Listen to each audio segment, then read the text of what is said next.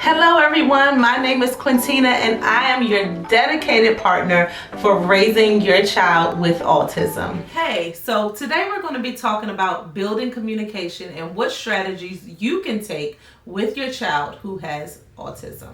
The first thing is learning how they communicate, right? What does that look like? Learn how they want to talk to you. Learn what's best for them. So that would be if a child is nonverbal, they might talk more using ASL. If a child is learning language, they might talk more using what we call an AAC device. They might learn using picture exchange systems. And so it's so important for you to first learn how your child communicates so that you can start implementing those things. As far as the AAC devices stands for an alternative way of communication. And so what this looks like is it can be high tech or it can be low tech. Low-tech devices are what's considered a picture exchange system, a timeline of events, a I want board or I don't want board. And those things are you can peel and stick them. That is what is considered a low-tech alternative communication device. A high-tech AAC device is considered maybe you're using your iPad and you're using a app called ProloQ. That's one AAC device that is high tech. Or you could be using what we use at the clinic called SymboTalk. This is not sponsored. It's just a nice app that is free that you can use. So if you're taking notes right now and your child is nonverbal, I want you to make sure that you are using some type of AAC device just to see what it is that they are wanting to say or how they want to communicate. What is their preference? So that's the first thing. The picture exchange systems are also AAC devices like we talked about, as well as visual schedules. Now, visual schedules are going to assist between transitioning through activities. How many of you parents know that if you do something new or you go somewhere new and the child didn't know about it, the way that they are processing the information or processing the transition, they don't like that. So what they will do is scream and cry, and you're like, why is Bobby screaming and crying? I just stopped at the grocery store. Yeah, but we have to remember that autism spectrum disorder, it does not allow them to executively function in the area of transitioning, right? So you just threw a curveball in the plan.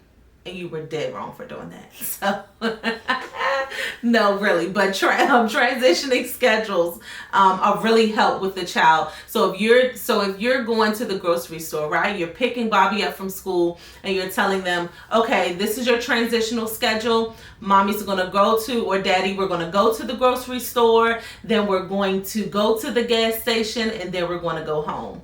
You're going to put that as a visual schedule so that they see and that they're recognizing, okay, we have to go to the grocery store, then we have to go to the gas station, and then we're going to go home. Think of how many times somebody threw a wrench in your plans and you didn't like it, right? So that's how you treat them. Use those transitional schedules.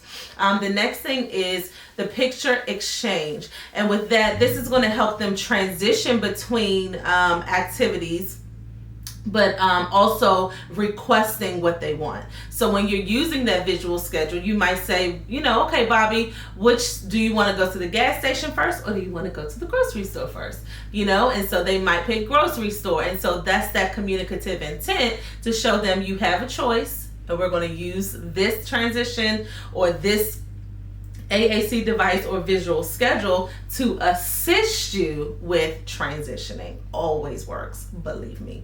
The next thing in empowering communication for your child, and one of the strategies that I always tell my parents, is fostering that meaningful communication.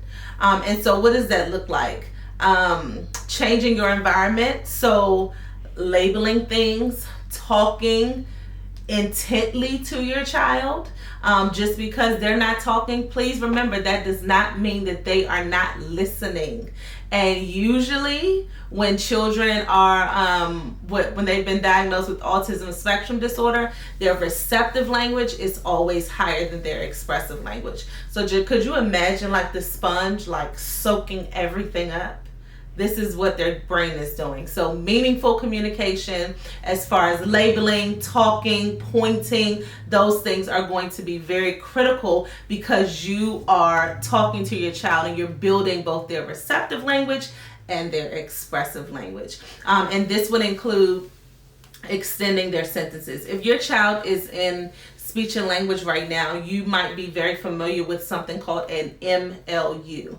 An MLU is what we consider a mean length of utterance. And so what is the mean? The mean is just a fancy word for average. But what is their average utterance? So that's what you want to grow in your child. That's that meaningful communication.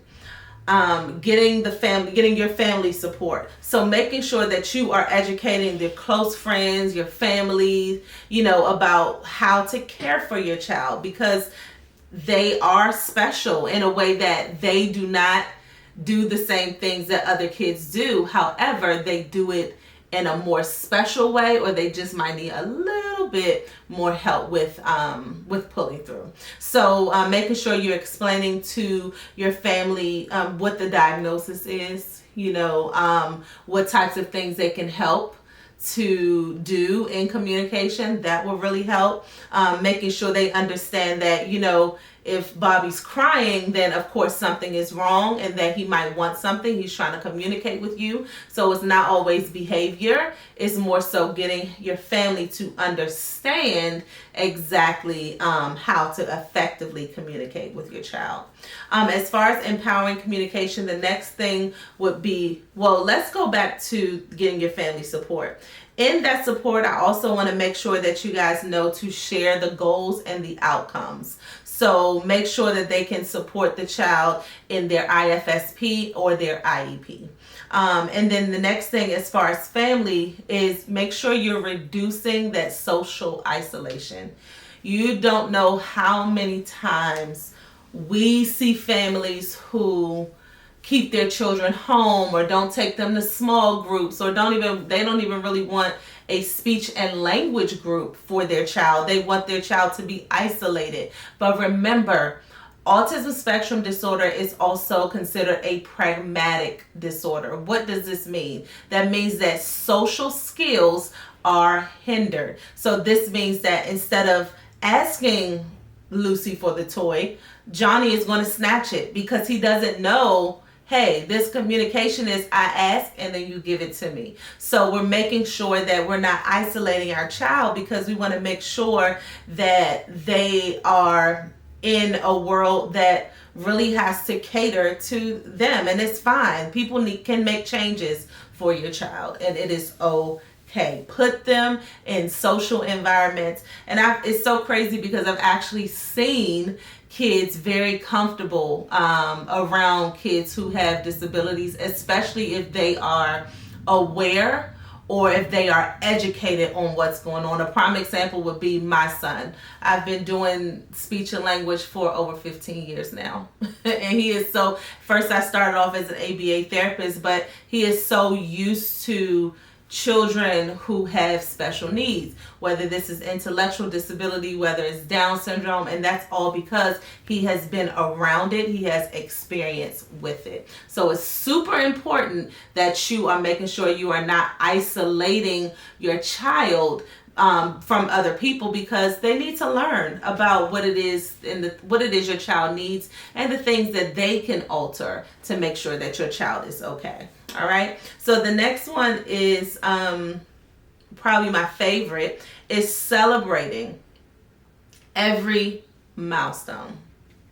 This means if they say yes, they learn yes, they learn no, they learn more, they learn please, thank you, those type of things. You want to make sure you celebrate those things, because you want to show your child that you are emphasizing that they met a milestone or that they did something super spectacular. So a prime example would be a child I had more recently in therapy at the clinic.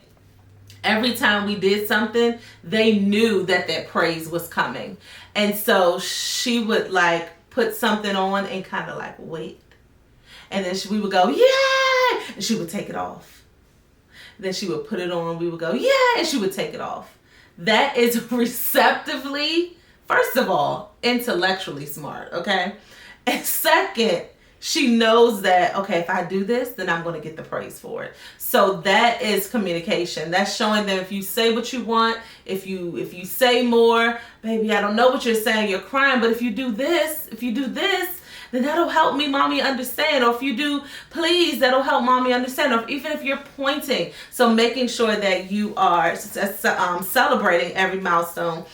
Some things that you can do to do that would be to keep a goal board or sheets, maybe quarterly, that you can keep on the refrigerator and say, you know, Johnny met this milestone, or Lucy met this milestone. Also, making sure that you are comparing developmental milestones and the child's milestones. Why are you comparing these? Not in a way of comparison where they can't do anything, but it's more so showing, okay, we started here and now we're here. So it's super important that you know developmental milestones because you need a path of where to go. So celebrating every milestone for them. And all of this really just helps motivate the family. And most importantly, it's going to help motivate the child. So I hope this helped as far as the strategies. And I hope that you feel empowered after listening to this video so that you can go and empower your child who has autism spectrum disorder. So come back. Do not forget to like, comment, and subscribe. And I'll be waiting here for you in the next video.